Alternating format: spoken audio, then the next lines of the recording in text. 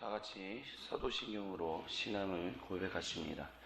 전능하사 천지를 만드신 하나님 아버지를 내가 믿사오며 그 외아들 우리 주 예수 그리스도를 믿사오니 이는 성령으로 잉태하사 동정녀 마리아에게 나시고 본디오 빌라도에게 고난을 받으사 십자가에 못 박혀 죽으시고 장사한 지 사흘 만에 죽은 자 가운데서 다시 살아나시며 하늘에 오르사 전능하신 하나님의 우편에 앉아 계시다가 저리로서 산 자와 죽은 자를 심판하러 오시리라.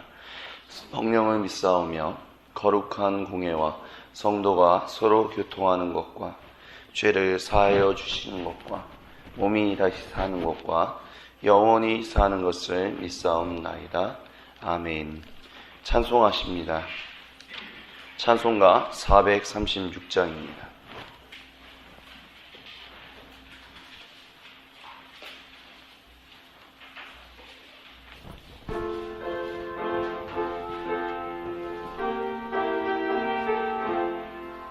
나 이제 주님의 새 생명 얻은 몸 옛 것은 지나고 새 사람이로다. 그 생명 내 맘에 강같이 흐르고 그 사랑 내게서 애같이 빛난다. 영생을 누리며 주 안에 살리라. 오늘도 내일도 주 함께 살리라. 주 안에 함주리 새 생명 얻으니 이전에 줬던 건 이제는 값없나. 하늘의 은혜와 평안을 맛보니 찬송과 기도로 주 함께 살리라. 영생을 누리며 주 안에 살리라. 오늘도 내일도 주 함께 살리라. 산천도 조목도 새 것이 되었고 죄인도 원수도 진부로 변한다. 새 생명 얻은 자 영생을 누리니 주님을 모신 맘 새 하늘이로다. 영생을 누리며 주 안에 살리라. 오늘도 내일도 주 함께 살리라.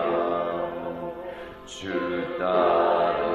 따라가는 게 험하고 멀어도 찬송을 부르며 뒤따라가리라.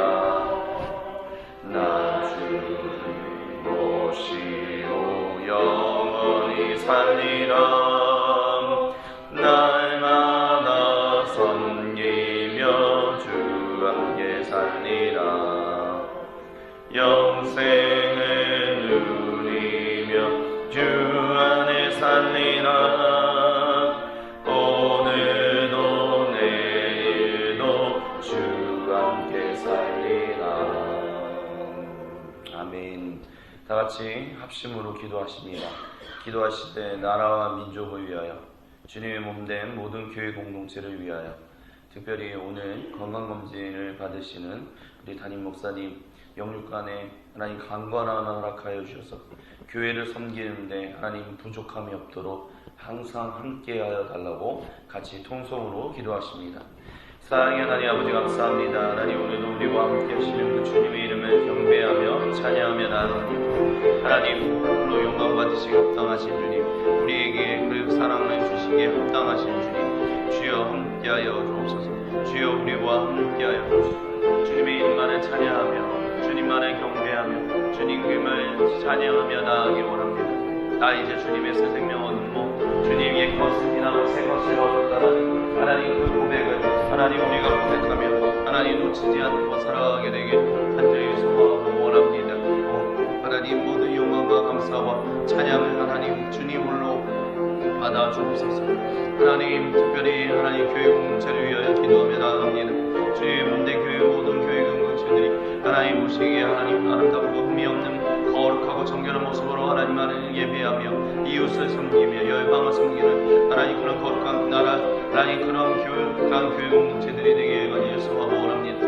하지만 하나님 연약한 사람들인지라 연약한 인간들인지라 연약한 죄인들인지라 하나님 앞에 회개하며 하나님 앞에서 정결하지 못하고 흠이 많은 하나님 모습들이 많은 것을 아버지 앞에 봅니다. 내가 그렇습니다. 우리가 그렇습니다. 하나님 주여 용서하여 주소서.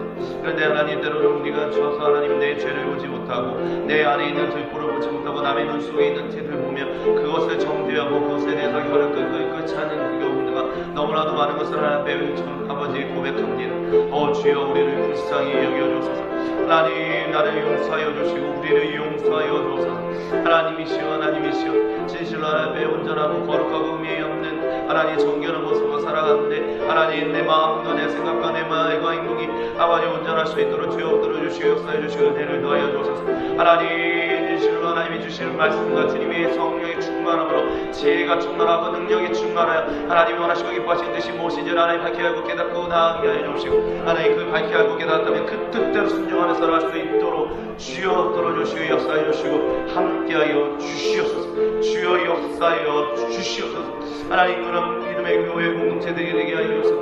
하나님 믿음의 교회 공동체들이 하나님 앞에서 정결하고 의미 없는 그런 믿음의 공동체들이 더 많이 풍성히 일어날 수 있도록 주여 오늘 우리를 붙들어 주시고 함께하여 주옵소서.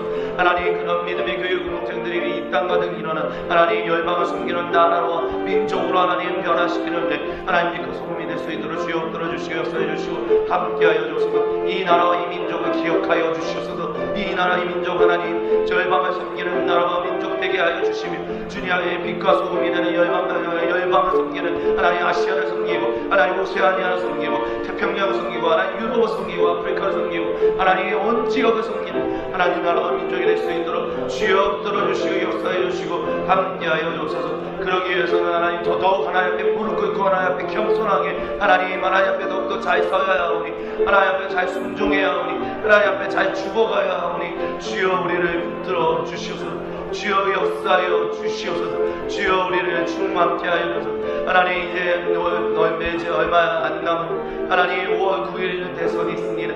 하나님 대선에 하나님께서 확정한 하나님 대통령은 우리가 하나님 잘 분별하여 하나님 대통령을 세우는데 하나님 우리가 하나님 지혜가 있도록 주여 들어주시고 역사해 주시고 함께 하여 주옵소서. 하지만 대통령 한 명은 잘 세우는 것에 하나님 멈추지 않게 해주시고 하나님 진실로 이 나라의 민족에 있는 모든 영역들이 하나님 앞에서 온전히 거룩하고 명확하고 정결한 것들로 하나님 충만할 수 있도록 주여 들어주시고 역사하여 주시고 함께하여 주시옵소서. 주여 역사하여 주시옵소서. 하나님 특별히 담임 목사를 위하여 기도하며 나아갑니다.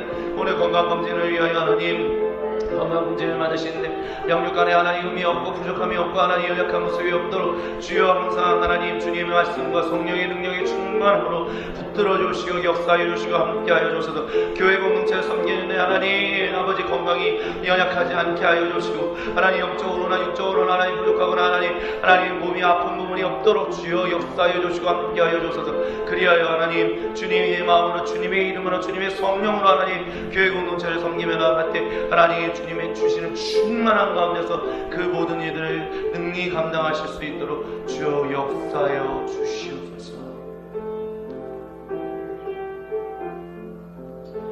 우리 주 그리스도 예수님의 이름으로 감사드리며 간절히 기도드립니다. 아멘. 오늘 우리에게 주신 하나님의 말씀은 마태복음 8장 14절로부터 22절까지입니다. 제가 가진 성경 신약 성경 12쪽에 있습니다. 마태복음 8장 14절로부터 22절 다 같이 한 목소리로 봉독하도록 하시겠습니다. 예수께서 베드로의 집에 들어가사 그의 장모가 열병으로 앓아누운 것을 보시고 그의 손을 만지시니 열병이 떠나가고 여인이 일어나서 예수께 수종들더라. 저물매 사람들이 귀신 들린 자를 많이 데리고 예수께 오거늘 예수께서 말씀으로 귀신들을 쫓아내시고 병든 자들을 다 고치시니 이는 선지자 이사야를 통하여 하신 말씀에 우리의 연약한 것을 친히 담당하시고 병을 짊어지셨도다 함을 이루려 하심이더라. 예수께서 무리가 자기를 애워싸는 것을 보시고 건너편으로 가기를 명하시니 한 속기관이 나와 예수께 아뢰되 선생님이여 어디로 가시든지 저는 따르리이다.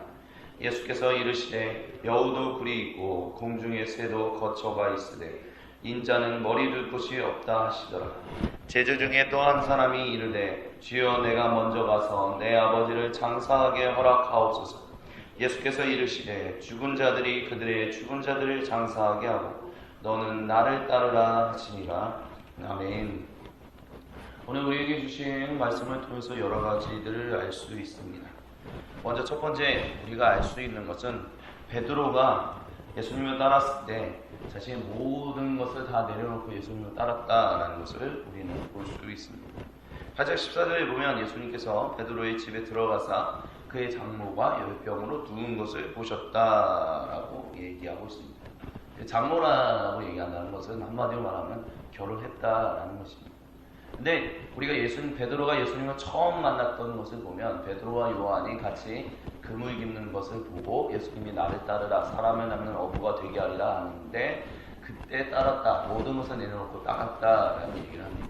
그래서 거기에는 베드로가 결혼을 했는지에 대한 이야기들이 나오지 않습니다. 하지만 오늘 사도 마태는 14절에서 분명히 베드로에게 장모가 있었다라고 얘기를 하면서 베드로가 결혼을 한 사람이었다는 것을 우리에게 암시적으로 이야기를 해주고 있습니다. 그 얘기는 무엇이냐? 베드로가 어부의 역할을 포기하고 예수님을 따르기 시작했다는 것은 무엇이냐면 자신의 모든 생계를 내려놓고 그 벌어야 하는 모든 벌이를 버려두고 예수님을 쫓았다는 것을 이야기할 수 있다는 것입니다. 물론 예수님의 대부분의 사역이 가버나움에 있었다는 것은 누차 말씀을 드렸습니다. 예수님의 거의 공생의 사역의 대부분은 갈릴리 지역에서 일어났고 그 중심지는 바로 가버나움이었습니다. 가버나움이 어디였는가? 바로 베드로가 살았던 곳이었다라고도 얘기할 수 있고 어쨌든 중요한 것은 거기에 베드로의 장모가 같이 있었다라고도 얘기할 수 있을 것입니다.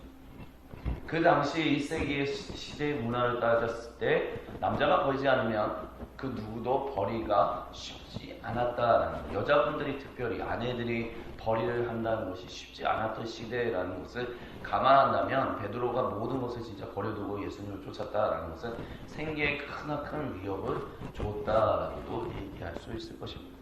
하지만 오늘 이 말씀을 통해서 우리가 한 가지 알 수 있는 것이 무엇이냐면 그 생계가 위험할 수도 있는 것. 근데 성경 그 어디에서도 베드로의 장모나 베드로의 집의 생계가 어려웠었다라는 식의 이야기는 나오지 않는다라는 것입니다. 그리고 특별히 15절에 그러니까 장모가 열병으로 앓아 누워서 지금 아파하고 있는데 그 모습을 보시고 예수님은 그녀의 손을 만졌다라고 얘기합니다.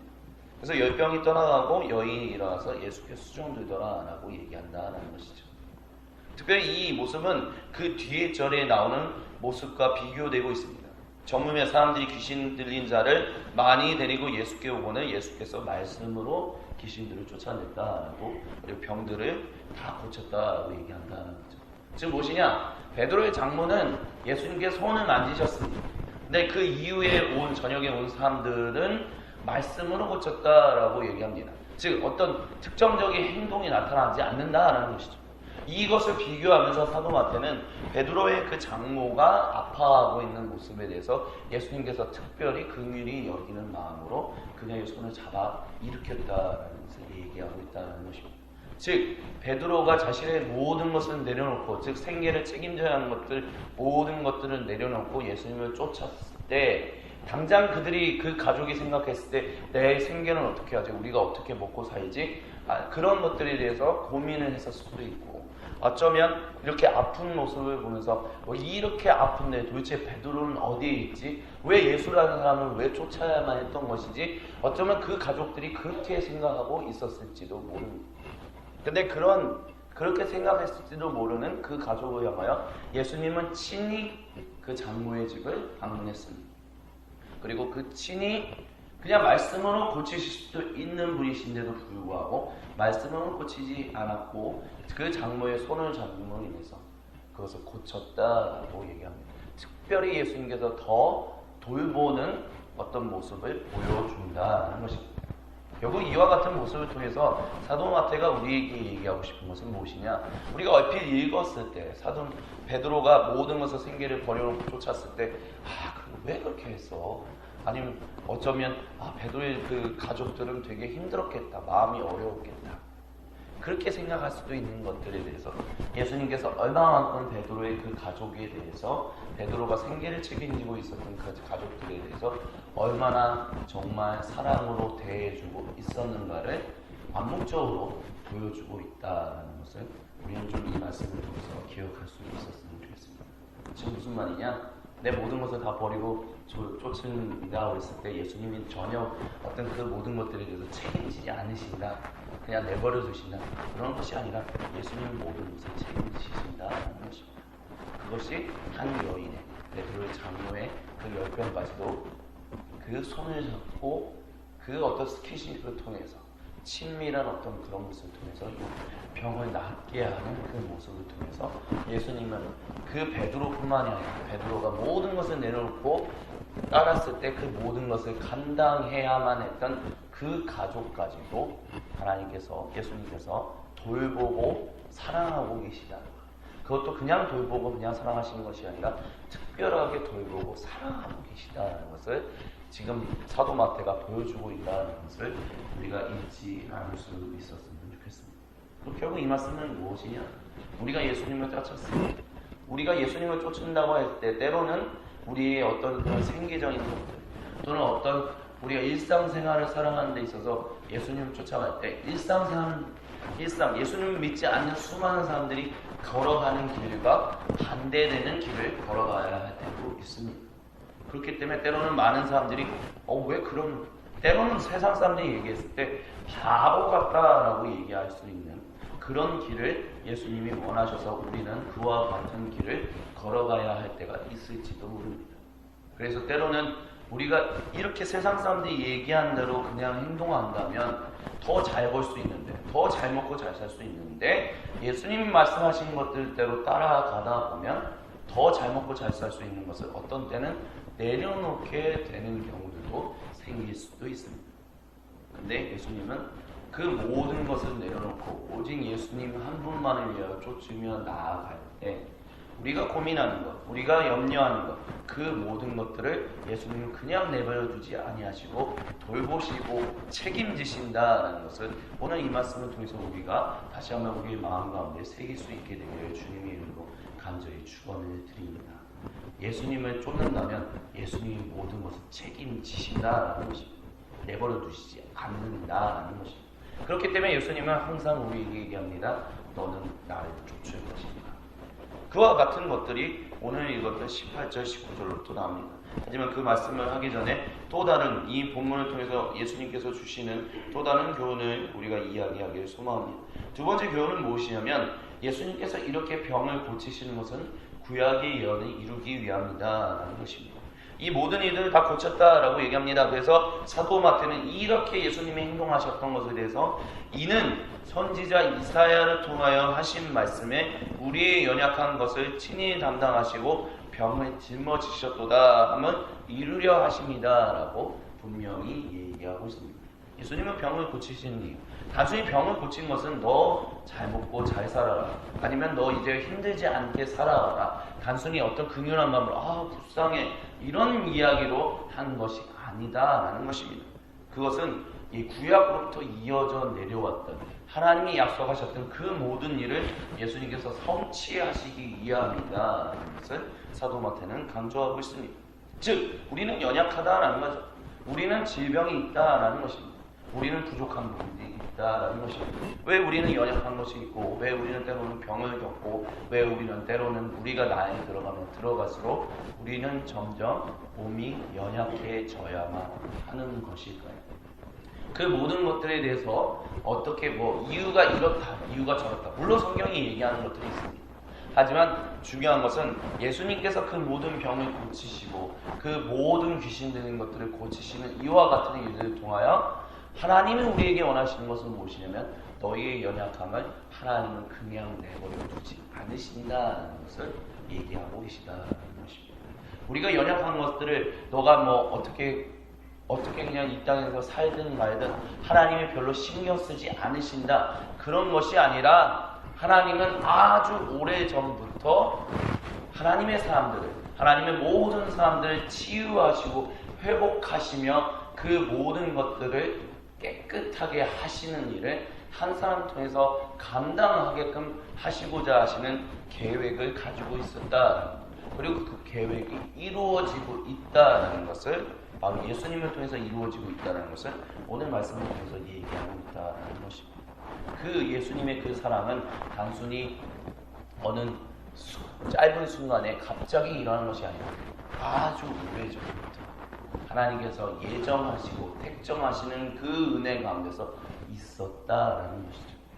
그럼 그게 도대체 나랑 무슨 상관이 있냐라고 했었을 때 우리는 이렇게 이해할 수 있어야 할 것이 무엇이냐? 하나님이 우리를 지금 사랑하시는 것, 하나님 우리에게 어떤 것들을 베푸시는 것은 단순히 오늘 하나님이 갑자기 결정하셔서 주시고 그런 것들이 아니라 하나님 이미 예전부터 준비하시고 계획하시며 자신의 선하신 뜻 가운데서 이루고 계신다라는 것. 그 하나님의 놀라운 뜻 가운데 내가 지금 살아가고 있다는 것을 우리가 기억해야 한다는 것입니다. 그리고 이 말씀을 결국 우리에게 주는 것은 이런 것입니다. 우리가 때로는 인생을 살아가다 보면 어려움을 겪을 때가 있고 부족함을 겪을 때가 있고 때로는 아플 때도 있고 때로는 힘들 때도 있고 때로는 정신없는 어떤 상황들을 거칠 때도 있습니다. 그런데 그런 순간들을 거칠 때, 우리가 고난의 순간을 거칠 때, 고통이라는 순간을 거칠 때 우리는 때로는 이렇게 질문하게 됩니다.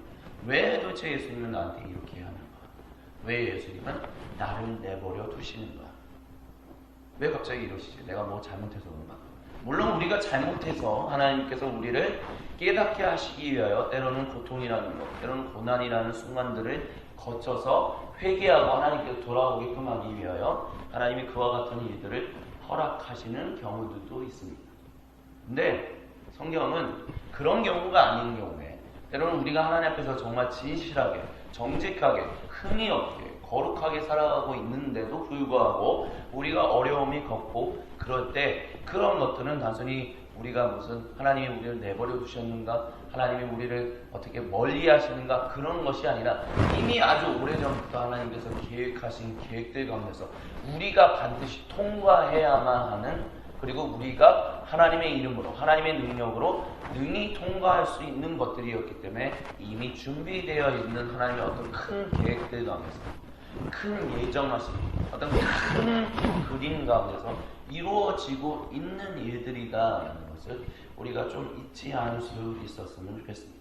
하나님은 이랬다 저랬다 왔다 갔다 하시는 분이 아니라 당신의 그 선하신 뜻 가운데서 그 넓은, 우리가 감히 측량할 수도 없고 헤아릴 수도 없는 그 사랑 가운데서 놀랍게 당신의 사랑을 이루어가고 계시는 분이시다라는 것을 우리가 흔들리지 않았으면 좋겠다라는 것입니다.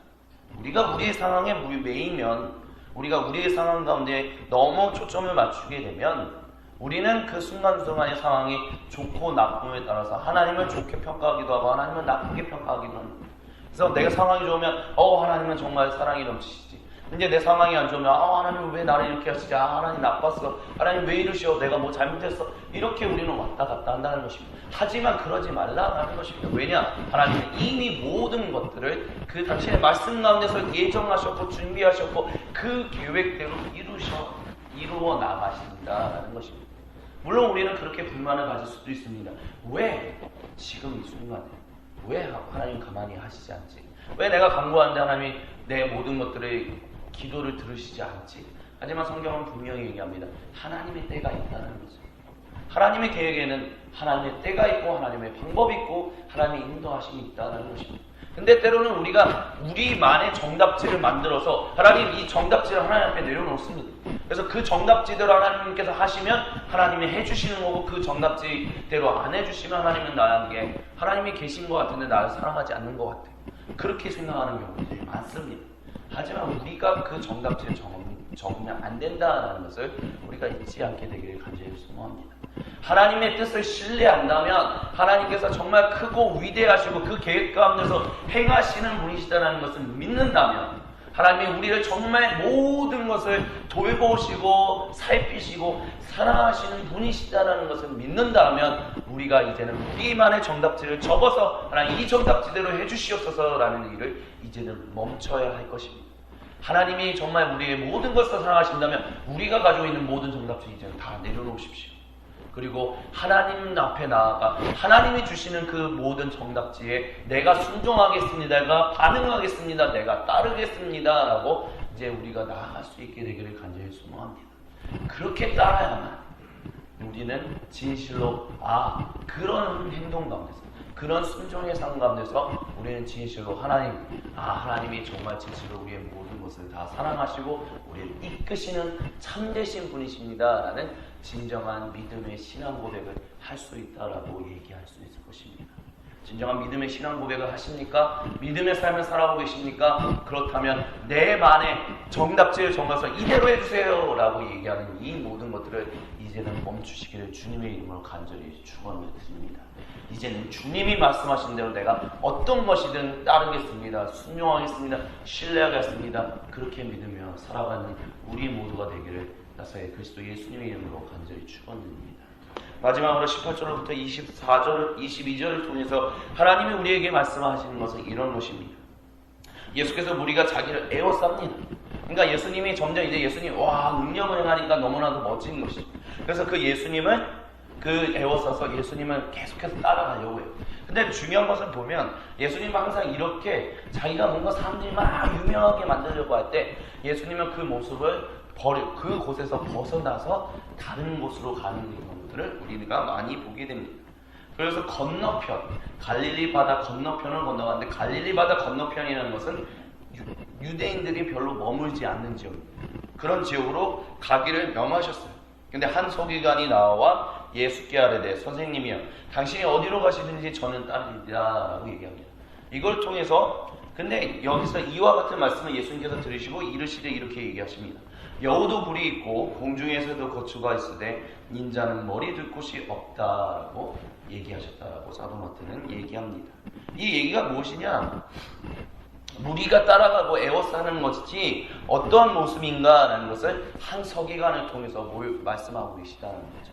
19절에 보면 서기관이 나와 예수께 아뢰되 선생님 어디를 가든 나는 따르겠습니다. 그곳이 아골거처 빈들이라도 유대인들이 아무 곳에도 없는 곳에도 나는 따르겠습니다. 이방인들이 있는 곳이라도 따르겠습니다. 왜냐? 예수님이 뭔가 나에게 생명을 주시는 분같이 보인다는 거죠. 근데 이런 고백들이 예수님께는 별로 의미가 안 된다는 거예요. 왜 그걸 어떻게 얘기하냐면 비유적으로 말씀하셨는데 여우도 굴이 있고 공중에서도 거처가 있는데 인자는 머리 둘 곳이 없다라고 얘기를 해요. 여기서 말하는 여우는 헤롯 대왕을 얘기하는 것입니다.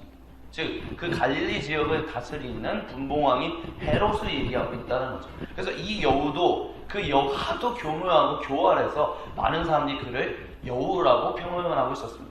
근데 여우도 자기 머리, 즉 자기가 머물고 그 여우를 따르는 사람들이 있는 그런 곳이 있고, 그 공중의 새도 거처가 있는데, 이 공중의 새라는 것은 특별히 독수리를 얘기하는데, 이 독수리는 로마 제국의 상징이었습니다. 로마 제국 황제의 상징이었다는 거죠. 즉 무엇이냐? 헤롯 대제도, 즉 헤롯 왕, 그 분봉왕도 머리 둘 곳이 있고 로마의 황제도 따르고 있는 사람들이 있는데 인간 머리 둘 곳이 없다는 거죠. 즉 이 말씀을 통해서 무엇을 얘기하고 싶으냐? 예수님을 따라서 우와 예수님 나에게 뭐 기적을 행하시네, 우와 예수님 따르면 나 뭔가 이루어질 것 같아, 이런 수많은 사람들이 따르는데 그 수많은 따름이 진정으로 예수님이 원하시고 기뻐하신 그 따름을 하는 사람들이 없다라는 이야기를 지금 하고 있다는 겁니다. 많은 사람들이 예수님이 기적을 행하시는 것에 대해서, 예수님이 어떤 놀라운 일을 행하시는 것에 대해서 그 모습을 보고 나 예수님만 쫓아갈래 라고 하는데, 그것이 일종의 이렇게 표현할 수 있다는 거죠. 뭐 떡고물이라고 해야 할까? 예수님 따르면 뭔가 얻을 수 있을 것 같아, 예수님 얻으면 뭔가 계속 뭔가 나음을 얻을 것 같아, 그래서 예수님 따라갈래? 뭐 이렇게 얘기하는데, 정말 예수님이 원하시는, 정말 예수님 마음에 합한, 예수님이 말씀하신 대로 살아가고자 하는, 예수님의 말씀을 진정으로 정말 그 말씀이 내 인생에 정말 가장 빛이고 소금이구나, 진리구나, 그것을 따라 나 예수님만을 따라 정말 순종하며 살아갈래 라는 사람들이 보이지 않는다라는 얘기를 지금 하고 있다라는 거죠. 그리고 22절을 통해서 또 얘기하는 게 뭐냐면 제자 중에 또 한 사람이 이르되 주여 내가 먼저 가서 내 아버지를 장사하게 하옵소서. 근데 이 모습이 굉장히 비교되고 있어요. 뭐와 비교되고 있냐? 방금 전에 우리가 이것도 14절부터 18절을 보면 수많은 사람들이 병들을 고침 받았습니다. 제자의 아버지 예수님께 부탁만 하면 예수님으로부터 등이 치료를 받을 수도 있었을 것입니다. 근데 어떠한 이유인지는 모르겠는데 치료를 받지는 못했어요. 어쩌면 그 제자가 따르는 것에 대해서 그 예수님을 믿지 못했기 때문에 그 제자가 있는 가족들이 예수님을 믿지 않고 그래서 제자에게 알리지 않고 해서 치료받을 수 있는 기회가 있는데도 놓쳤을지도 모릅니다. 근데 그런 가운데 있을 때 결국은 죽은 거예요. 그러니까 아버지가 죽었으니까 아버지께서 돌아가셨으니까 장사 지내야지. 그래서 먼저 장사 지내게 나로 허락하여 주옵소서. 그때 예수님이 말씀하시되 죽은 자들이 그들의 죽은 자들을 장사하게 하고 너는 나를 따르라. 지금 무엇이냐? 따르지 못하고 나를 신뢰하지 못하고 나를 믿지 못하여 따르지 않는 너의 가족들이 결국 너의 아버지가 치료받는 것들을 놓친 것.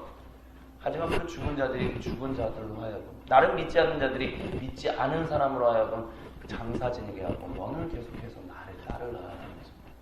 그곳으로 돌아간다면 너가 나를 진실로 따르지 못할 수도 있기 때문에 이와 같은 말씀을 통해서 결국 이 18절로부터 22절을 통해서 얘기하고 싶으신 것이 무엇이냐? 예수님 많은 사람들이 따르려고 하는데 참 많은 사람들이 다른 사람들 가운데서 진정으로 예수님을 따르는 사람들이 많지 않다라는 것을 예수님이 얘기했다는 거죠. 그리고 그 말씀을 오늘 우리의 삶 가운데 적용한다면 이렇게 적용할 수도 있을 것입니다. 나는 정말 예수님을 진실로 따르고자 합니다. 예수님을 진실로 신뢰하며 예수님이 말씀하신 것 그것이 예수님이 행하셨던 어떤 기적보다 예수님이 주셨던 어떤 선물보다 더 중요하다, 더 위대하다. 그렇기 때문에 나는 예수님이 주시는 어떤 성령의 은사, 성령의 능력 그런 것들보다 그냥 예수님이 말씀하신 그 말씀 하나가 좋아 난 예수님만 따라가겠습니다. 우리가 지금 그렇게 혹시 살아가고 있는지 그것을 우리 스스로에게 한번 질문해 봐야 할 것입니다.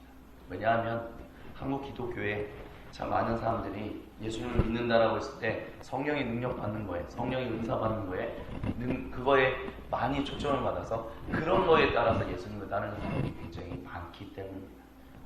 기적을 행하네. 우와, 그 기적 행한 사람 따라야지. 저기서 예수님의 이름으로 뭐 놀라운 일이 일어나네. 우와, 그거 따라야지.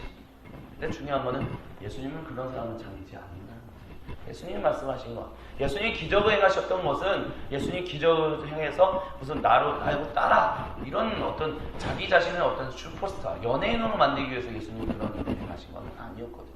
예수님이 하신 것은 무엇이냐? 하나님 나라에 합당한 그 하나님 나라를 정말 사모하여 그 하나님 나라에 정말 내가 살기를 소망합니다 하는 그 한 사람, 그 모든 열정을 다하여 그 말씀 하나만을 따르게끔 하는 그 한 사람을 찾고 계신 것이었거든요. 근데 그 당시에도 많은 사람들이 예수님이 말씀하시는 것보다는 그냥 겉으로 보여지는 것에 따르려고 하는 사람들이 많았다는 거. 지금 우리는 어떤가요?